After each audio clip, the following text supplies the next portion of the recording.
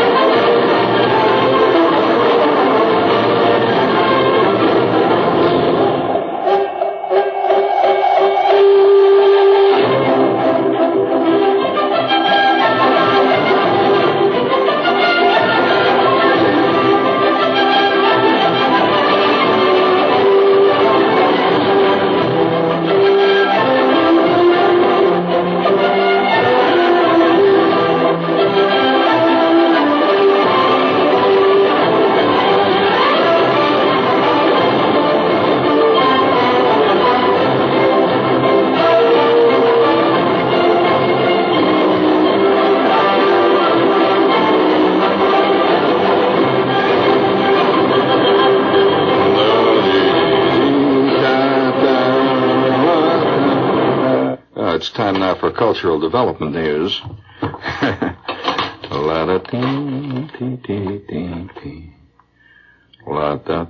Whenever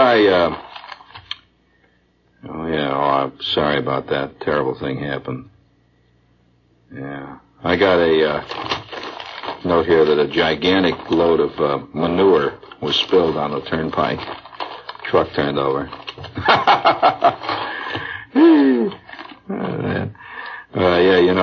I'll tell you, one of the most spectacular scenes I've ever seen like that, with a truck flipping, was out in West Virginia someplace one time when I was driving late at night, and some guy went into the ditch, and big semi, tractor trailer and all that jazz, and he flipped over, and the top of the trailer just peeled back like a just like a can of sardine, just zip, and all the stuff poured out. And it was all over the road. In fact, all up and down the sides of the hills, the wind had blown the stuff all up and down the valleys, and it was all over the place. It was 28 zillion Lily paper cups. Those paper cups that were all over the scene, I'll tell you. And, it was kind of a great looking scene, but I don't know what I'd do with it. But by the way, speaking of cultural developments here, we have bad news here for you. For those of you who don't get a chance to follow bad news too often, here's bad news. Tobacco chewing is making a fantastic comeback. Oh, wait a minute now, around the country. And they have one report, for example, that Dallas claims that sales have tripled in recent months. And they're all coming in there buying, they're buying cut plug, ready cut chews. It says in most elegant types. Says all kinds of strange. Mrs. Pam Garrison, wife of the cowboy fullback Walt. You know who Walt Garrison is? The football player? Says her husband belongs to this crowd, she claims that he can spit in a bottle and never miss. She says he has to be firmly convinced that the chewing this stuff is healthier than smoking cigarettes or cigars and all that kind of stuff. So he sticks with it, see? And so what has happened is that there's a tremendous market now in the spittoons beginning to develop. And for those of you, New York is often way behind. No, really, I'm serious. New York is often way behind in developments that actually are occurring in the country. Now, I don't know why this is so, but it just seems to be. Because the other day, I was driving along, outside of the state. In fact, I'll tell you what state it was in. It was not that far away. It was in Delaware. You know, Delaware's not that far. So I go into this gas station in Delaware, and I pull in there, and the guy's putting gas in the car. So I walk into the station there, and they had a big cigarette machine, a Coke machine, all that stuff, see? So I was going to get a Coke or something, so I stand there by the machine. I look at the other machine there, and a guy comes in, he throws in his money, pulls the thing out, going, going. And what comes out but a great big package of mail pouch chewing tobacco. It's the only time I saw chewing tobacco in a cigarette machine now. No, it's a big deal. Now, have you ever chewed it? Well, I'll tell you. I must admit that one of the great traumatic events of my life came from chewing tobacco. Now, now don't accuse me of being a tobacco chewer. I am not. I found that out. It's just you find it out, you'll never forget it. I saw some great tobacco chewers though when I was a kid. You ever see Nellie Fox, ball player? Well, Nellie Fox was legendary as a tobacco chewer. And Fox would come up to the plate or be out in the, he played second base, but he had a chew of tobacco that looked about the size of a medium grapefruit. Fantastic. Really. It looked like he was growing another head. Just stuck out like that, an enormous chew. So one day Fox, I heard Fox being interviewed. Yeah, he had a fantastic chew of tobacco. And he always had it in there. And one day, he was being interviewed by somebody, and I heard this guy say, Nellie Fox, he was a tough little guy. Nellie Fox was a second baseman and a good hitter. So he said, Mr. Fox, what was the most exciting thing that ever happened to you in the ball game, in your career? Of course, he assumed it was going to be a great place as well. I'll tell you what happened one time.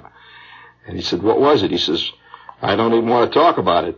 He said, well, come on, what is it? All the fans are excited. He said, well, he said, he said, we're having a double play there, see? And he said, the shortstop was deep in the hole. He said, I crosses the second base to take the throw. He's going to pivot and whirl around and throw it to first. He says, I comes crossing the bag. He said, when all of a sudden, the runner from first comes sliding in and hits me in the small of the back. He said, before I could even get around. He said, I had the ball up in the air. He says, I just started to throw when this guy hits me from the back. He said, I'll never forget it. So the announcer says, well, all right, so what happened? He said, well, it just happened so quick. He said, this chew of tobacco, he says, no, he didn't swallow it. That's the funny part of it. He says, he hit me so hard that the chew flies out of my mouth, see, and it hits the runner right in the back of the neck. This great big sopping wet chew of tobacco flies out. It's about the size of a grapefruit, see, hits the runner right in the back of the neck. And he says, this guy jumped up. He was so mad. He thought that I spit my tobacco on him. He says, he took a swing at me, and he says, within, 30 seconds, we're both rolling around in the ground. We got the wet chewing tobacco rubbed over all of us. He says, the umpire gets in on it. He says, I was kicked out of the ball game and fined $500 for fighting. He said, the most exciting moment I had in my life is because of the chew. Well, now, it is a fact, however, that chewing tobacco is a very special scene. And, I was never and never have chewed tobacco, but I'll tell you what I learned about chewing tobacco. It's a funny thing about this art.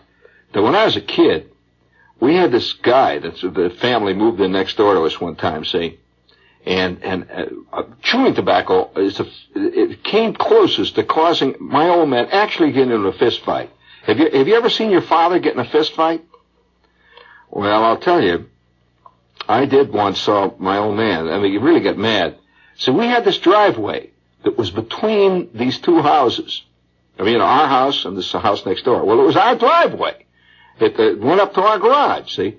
Well, this family moved in, and they packed all their stuff in the house and all that. And, we always minded our own business. We weren't the big walking around the neighborhood types. We stayed in our own house. And, I'd hang around with the kids once in a while. That's about it. And we had this lawn, which I get 25 cents every time I mowed the lawn. See, so the lawn was part of our scene there. There wasn't much of a lawn, but it was the best we had. And alongside the house, my mother had this bed of irises. That was her one thing she used to do. She'd plant these iris bulbs. Well, this family was not in the house more than, I would say, an hour and a half when this old duffer comes out of the house. It was one of these families, that had about 9 different mysterious people living with them.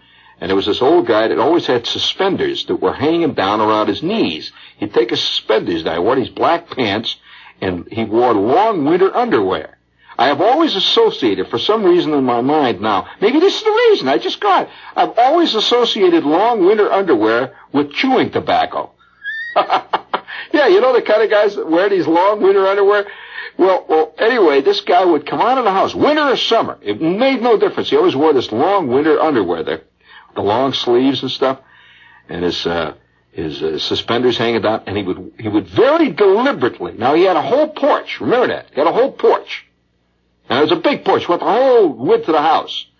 He would very carefully come out of the front door, turn right, walk towards our house, hang his head over the railing, and go, "Hoik!" There'd be a pause. "Hoik! Patooey!"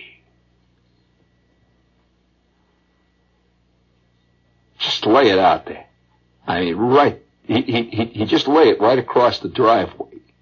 And it would get down among the irises, see?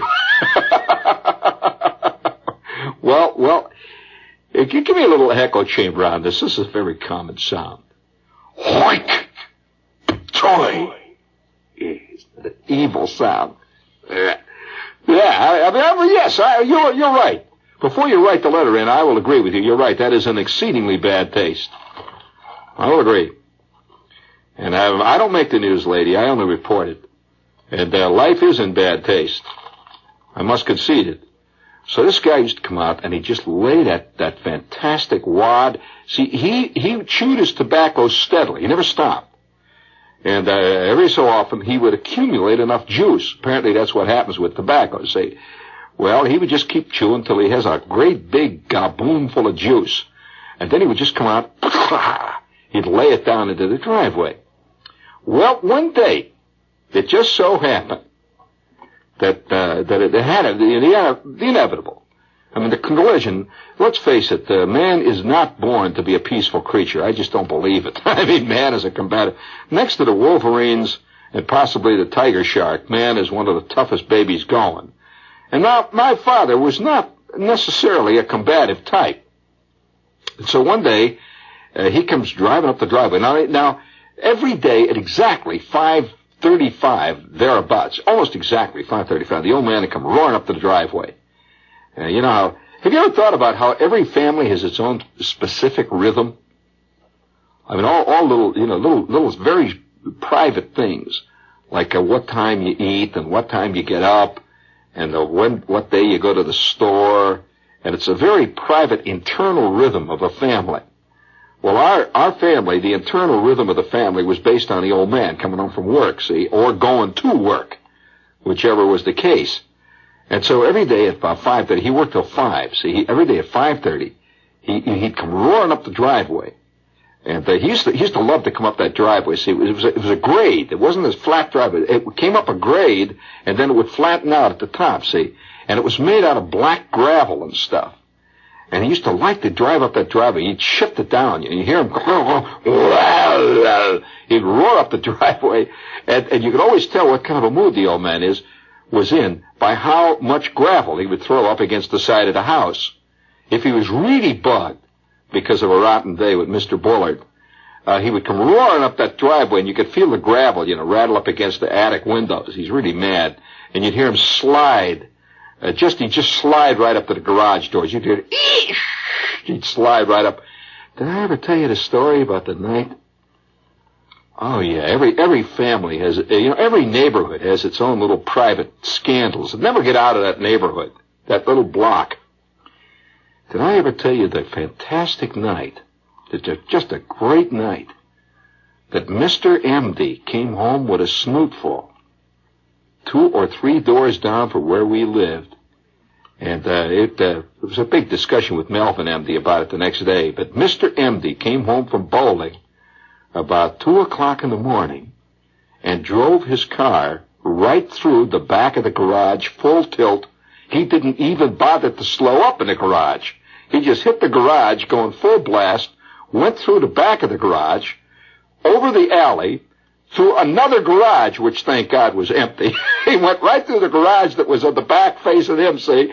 He went right through that garage, right through that garage, right through the yard next door, and wound up under the porch across the street. It's a fantastic moment. And MD got out of the car, and he didn't even bother to, come up with a bad excuse like the brakes failed or anything like that. See, he just got out of the car. It was a legend around the neighborhood after a while, for weeks. He got out of the car. Of course, everybody was running out. It's 2 o'clock in the morning. All that uproar going. You hear glass breaking and people screaming and porches falling down and all that stuff. See, and he sat in the car for a second under the porch. Now, he was over on the other block, see, by this time. See, there's the block across the street. So he gets out of the car very carefully. And all he says, well, I'll be damned. That's all he said. Of course, everybody's flipping. Porch fell down on one guy's house. He ran over about 17 rose beds, knocked down a garage, busted his garage up, and you should have seen his Studebaker. His Studebaker was the size of a Jeep after that. This is WOR New York. And how about hitting me there? Nick, hit me with that Jets thing. This is Merle Herman. And this is Sam DeLuca. And we'll be bringing you New York Jets football live every game right here on WOR AM Radio. Preseason games begin this Saturday at 7:35 when the Jets meet the San Francisco 49ers. Live professional football. Every New York Jets game starting this Saturday night on WOR AM Radio. Oh, yeah, beach nut, of course. You tried to, you started right at the top, didn't you? Well, I'll tell you, the old man this day, when the trauma over the chewing tobacco it really hit the fan. And you know what it is that hit the fan. I don't have to tell you. It really did. We all know what we're talking about. The old man comes roaring up the driveway one afternoon, about 5:30 in the afternoon, and the light of his life, I mean the light of his life, his life revolved around it, was his Oldsmobile. I know for a fact that if my old man had to choose between who he loved the most, the kids, his wife, or the car, there'd be no question. If you pushed him to the wall and he had to make a choice, which would be a rotten thing to do to a person, but if you did, there'd be no choice, actually. And so the Oldsmobile, he loved this old, see, and he used to polish it and clean it and all that jazz. It was about fourth hand, but he loved it. So on this particular day, the old guy next door, Emil, and my old man, it was just like fate, like a Greek tragedy. The whole essence of a Greek tragedy is the inevitableness of two enormous forces approaching. Electra, and the king. Both are implacable. One is the immovable force, and the other is the irresistible force. When they hit in the end there, it is then called Greek tragedy. So on this particular day, you got that George Antheil thing ready for me there. You just get it started, Nick. Just get it started. I will give you the cue. I will give you the cue. For those of you who are tempted to try chewing tobacco, I would suggest you consider this before you try it. The old man comes roaring halfway up the driveway. Emil has just stepped out and is now hanging his head over the railing. Now, I am out in the back messing around, knocking out fly balls to Schwartz, just at this moment. I hear the car coming. It's the old man, see? Everybody, hey, the old man's home, see? It starts coming up the driveway, and I just hear, oink! Pow! He let it go. Well, the old man got a wad of chewing tobacco and juice all over the front of his windshield, dribbling down the hood and down around the tires and in and out of the back of the car. Because you see, when Emil let it go, he did not come out often, but when he came out, he had saved up an accumulation of juice for maybe 3 or 4 hours. And when he let it go, it was 1.5 gallons or better, Come on, Nick, big. Well, the car slowed to a stop. The old man flings the door open, He runs around the front of the car, and you can see tobacco juice dripping down from it. He runs down the driveway, and he hollers up at Emil. You slob! Come on out and clean up my car, you slob! Look what you've done to the Oldsmobile! You slob! Well, by this time, Emil was in the house. You know, he didn't bother. He just saw something moving down there. He just figured that anything that's moving is fair game for a tobacco juice spitter. And he comes back out of the house. He says, what'd you say? The old man says, you slob, clean up my car. Look what you've done. Well, they both stood there for about 20 seconds. You talk about a walk down, I want to tell you. The old man standing in the middle of the driveway. He's got his coat half off. And Schwartz is standing next to the garage with his eyeballs hanging out, with his face white. And I can hear my kid brother. He's looking out of the window. Mom, Dad's going to have a fight with Emil next door. And they just stood there, looking at each other deep in the eye. And then Emil, just like that, reaches down, snaps up his galoshes. You know, they call them galoshes out there, you know, these suspenders. He just takes these suspenders, snaps them back up. And he comes walking down to the driveway and up the driveway. And he reaches into his back pocket and takes out a blue bandana. Incidentally, that is always, in my mind, associated with tobacco chewers. Bandana handkerchiefs. They go together, you know. And he takes this bandana handkerchief and he just takes the front of the car. He just wipes it off like that with about 3 great big swipes. The old man's saying nothing. Just watching him. Emil walks back down the driveway and he gets next to the iris beds and he just goes, whack, patooey. Into the irises. The old man didn't give a damn about the irises. They were my mother's, you know. Who cares about that? See? And he walks back up and slams the screen door. And from that day on, the old man and Emil, in fact, everybody who lived in that house, never spoke another word together, ever. It's a fantastic moment. And it involved chewing tobacco. Well, now, there's a funny thing about chewing tobacco. I suspect that, now, I don't think women ever do this. I don't know any woman who's ever tried it. Well, I'm sure that they have. I mean, I'm sure that, you know, hill types chew tobacco and all that. But I just personally have never known anybody who tried chewing tobacco. I've known girls who tried snuff. You ever tried snuff? Well, that's something else. But I have never known anybody, you know, who reached over, you know, and grabbed your 8-hour cut plug, you know, took a big chunk out of it. Yeah, like a big chomp out of it. They call it a chomp, you know. And so there's several types. Now, you know, the thing about chewing tobacco is that like many other things, it has a curious lure. I don't know why. I mean, why it lures you on. But when I was a kid, down at the end of the street, they had this store, you know, Oschenschlager's store. We used to go down there in the little store. We bought our stuff. And he had a big case full of chewing tobacco. Now, why did he have chewing tobacco? Well, because a lot of the guys who worked in the mills around there were not allowed to smoke. They were not allowed to smoke. In fact, in particular, we had the big Sinclair oil refinery there. Now, obviously, you're not going to smoke when you're making high-octane gas and stuff like that. So these guys all took the chewing tobacco. And had a big case of this stuff. I used to come down there, see, and I'd be down there with Schwartz and Bruner and Flick, you know, we'd look in the window. And it was always in the same case with the candy. This guy, you know, that big glass case. And he had all this stuff like Baby Ruth bars and Clark bars. By the way, did you ever go through the Clark bar phase? I'll tell you, you can get the Clark bar monkey on your back, and it's bad news. I had the Clark bar thing for a while, and you know what even got me worse? Mounds. You ever have the Mounds bar hang up? What was that? Oh, Henry? Oh, Almond Joy. Oh, yeah. Oh, listen, I knew a guy that had to put in a home outside of Elyria, Ohio because of them.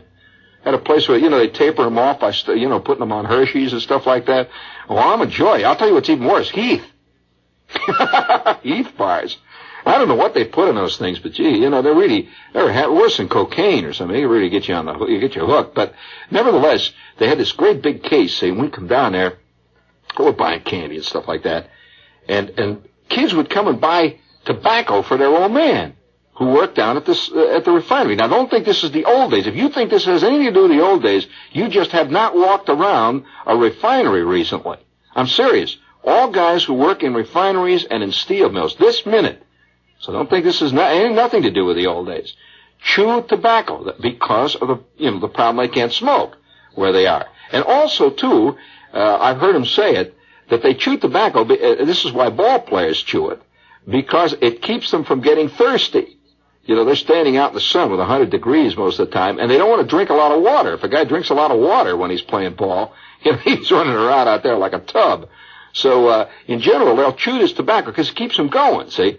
So we'd come in, we'd look at these chewing tobacco things. These great boxes of tobacco all over the place. And there was one particular one that began to get me. I never tried it. Now, as a kid, I never went for this. It comes in all these packages. Now, there's one called Navy Twist. You ever hear of Navy Twist? Well, did you ever hear of Red Man? Okay, there's Red Man chewing tobacco. There is, these are all actual brands. There is Beech Nut, of course, Beech Nut. And what is their slogan? Says on the package. Nick, you tried it. What is it? Sweet as a nut. They really do. They think sweet as a nut. It's got a package with a picture of a beech nut on it with the leaves. And then there was another one called 8 Hour Day. 8 Hour Day. Then there was one called Apple Plug. Apple Plug. Now, that's the one that really interested me, Apple Plug. Because I know, just the idea of it being, flavored like apple, and it just seems they're kind of great. Apple Plug. And what was another one that was there? Bugler.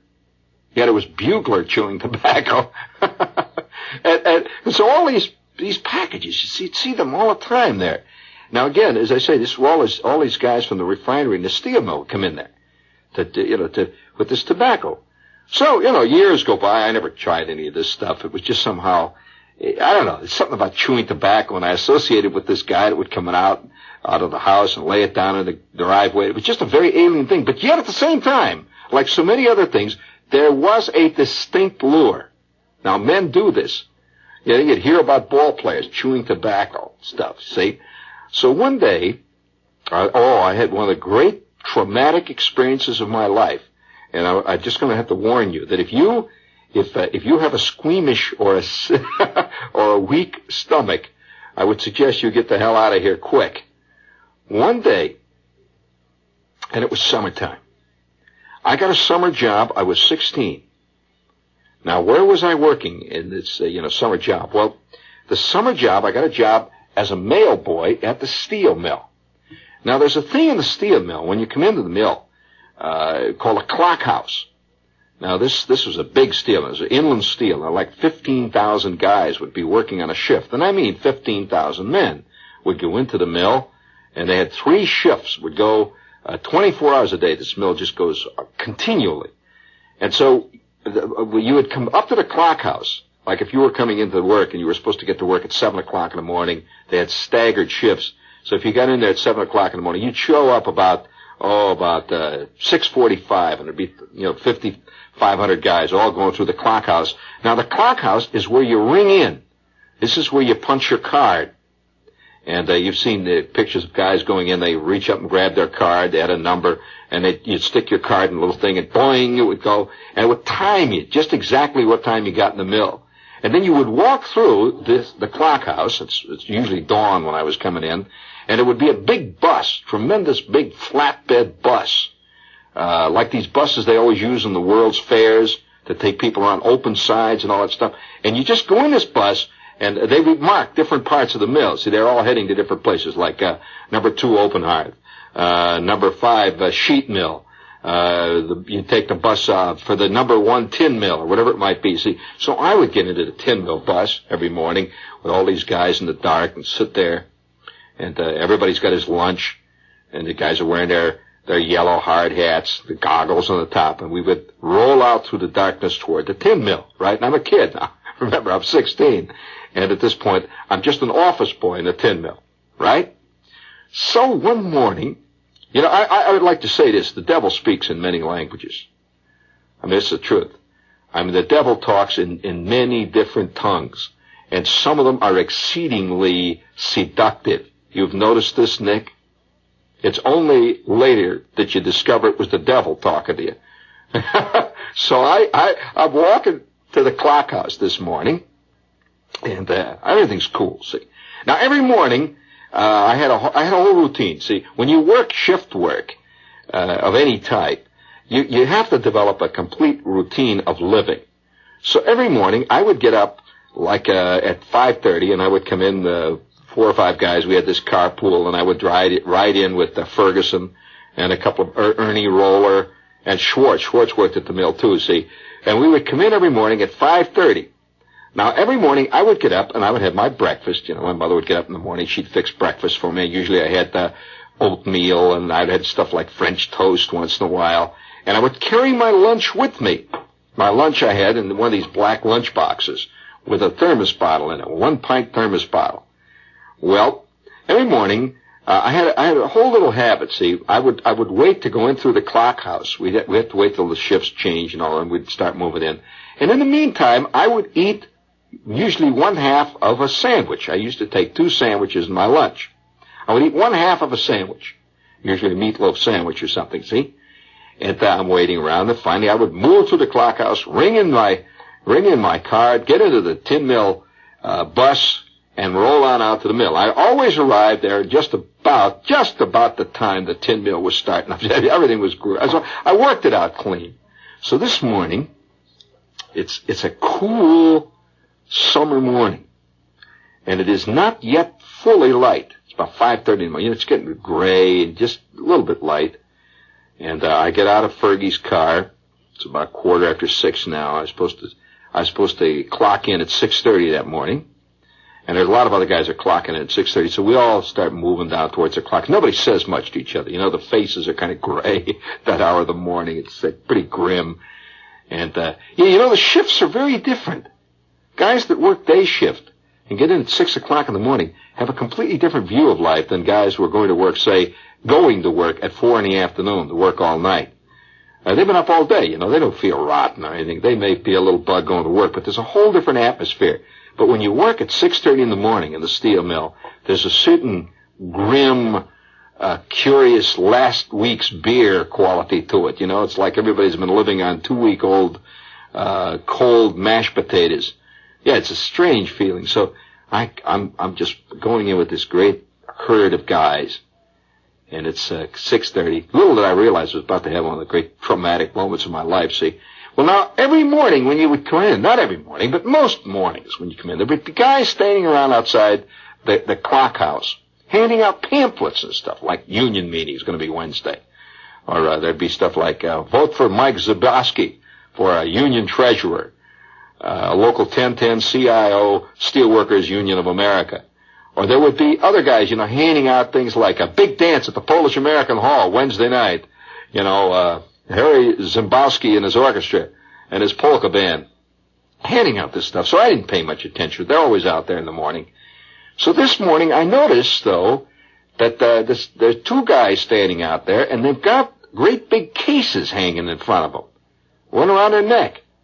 And they're handing out something to all these guys that are going up there ahead of me, and they're taking it. So usually the guys would just, ignore these packages and stuff the guys were giving out, and so they're all taking it. So I come up, and what's he giving out? Yep, you bet. They're giving out half-size sample packages of sweet as a nut beech nut. Sweet as a nut. Well, now, I had always, I like that slogan, sweet as a nut. See? So here I am, I'm 16, so these guys are handing out these packages of stuff, and I was going through the phase, which I had not yet completely gotten out of. Anything free I grabbed. So I'm walking through the line, and they're handing out these beech nut packages. Just fast as they can hand them out. The guys are grabbing them. See? So I grab the beech nut, and I stick it in my jacket pocket, And I walk a little bit further, and here's another guy handing out beech nuts. Well, what's he doing? He hands me another one, see? So I reach out, I grab it. Now I got 2 packages, which makes a full package of beech nuts, see? These were half packages. I got 2 of them, 1 in each pocket. Well, I go into the clock house, I stick the thing in the clock, and I ring it, boing, and I see a lot of other guys saying, hey, Zabosky, how are you, man? And I walk through the clock house, it's gray, it's very dreary and cold, but there's a certain curious, distinct air of camaraderie, of guys that are facing the same rotten day. And they're facing the same miserableness. And that's all part of working in a place like that. You don't find that in offices so much, but you do in mills. So I get out, it's cold, the wind is blowing, you can smell the open hearth. And off in the distance, you can see a vague flame just tinting. And early morning used to be very beautiful because there would be a faint fog hanging over things. And the bottom of this fog would get tinted with a rose and green and blue-colored flames from the open hearth and from the Bessemer, the converter. And I walk through and I see this flame down and out to my right is the lake, looking flat and gray. It looked like old Reynolds wrap. Gray morning, but warm and cool at the same time, and you could smell the mill. The mill has a certain smell. It's an oily ash smell. It smells like ash. What is ash smell? Well, you smell ashes. Everything smells like ash, oily, and yet there's a great electrical smell around a steel mill. And you know what electrical smell is like when you smell the rotating engine, a rotor. That smell of ozone. It hangs over the whole steel mill. So I squashed down into my seat. These iron seats, and we all faced each other in this bus. With 2 rows of guys. We didn't have separate seats. There were 2 rows of guys, and this bus was a big flatbed. You just step right in. It didn't have doors or anything. You just step in, and you'd sit down on this metal seat facing the guy opposite you. All guys that sitting in there, see?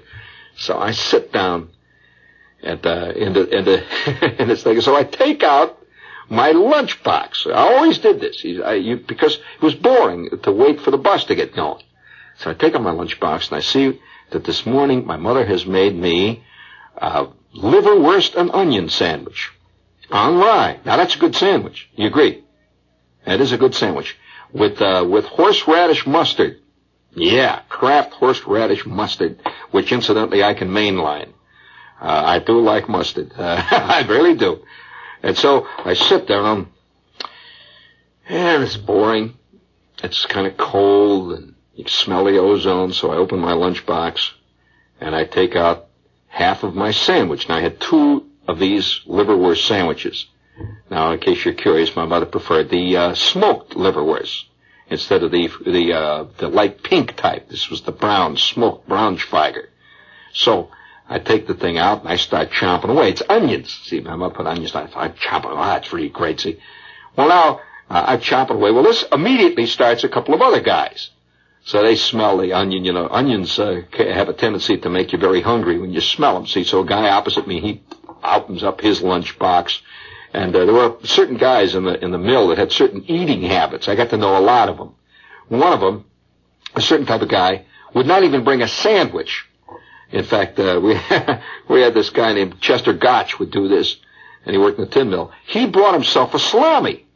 He had salami. And he would, these little 1-pound salamis, and there would be a salami right in his lunchbox, a whole salami, and he would have a chunk of bread that was about a foot long. He'd just chop it off, for like French-type Italian bread, and that was his lunch. He'd have a piece of a whole salami and a chunk of bread.